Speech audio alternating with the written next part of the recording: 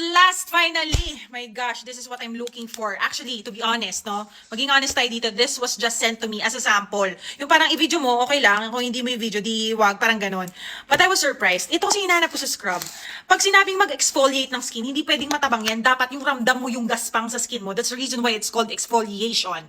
Now, yung mga natatry kong scrub, for the longest time, yung mga nakatab na ganito, kaya tatabang, kaya bumibili pa ako ng separate na salt scrub o kaya sugar scrub o kaya coffee scrub. Kasi nga, hindi sapat yung gaspang ng mga available na ganito sa market. It made me so happy kasi finally may nakaisip na damihan naman yung salt sa mga scrub. Para hindi na yung separate pa yung sea salt mo, separate pa yung pinaka-cream ng scrub. Eto guys, you won't see this maybe dito sa video, but kapag in-apply mo na yan sa skin, that's the time na you will feel na ito hindi talaga tinipid sa salt. And pwede na siyang mag-stand alone. Mabubuhay na siya nang wala ka nang ihahalong ibang product kasi salt na siya talaga. Ayan, nakikita mo, yung ibang scrubs or yung ordinaryong mga scrubs na nabibili natin, especially sa mall, yan, hindi na ako magbabanggit yung mga malalaking tindahan na ganyan. Kaya tatabang talaga, kaya nga nauso yung pagbebenta pa ng separate na salt scrub or sugar scrub, di ba? Kasi matatabang talaga yung mga ganyan. Ito guys, ayan, nakikita mo, salt na talaga siya mismo.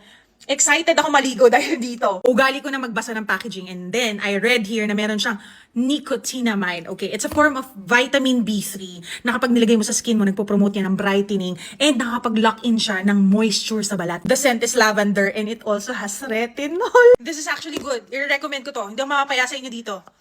Good job! Maganda to. Try it.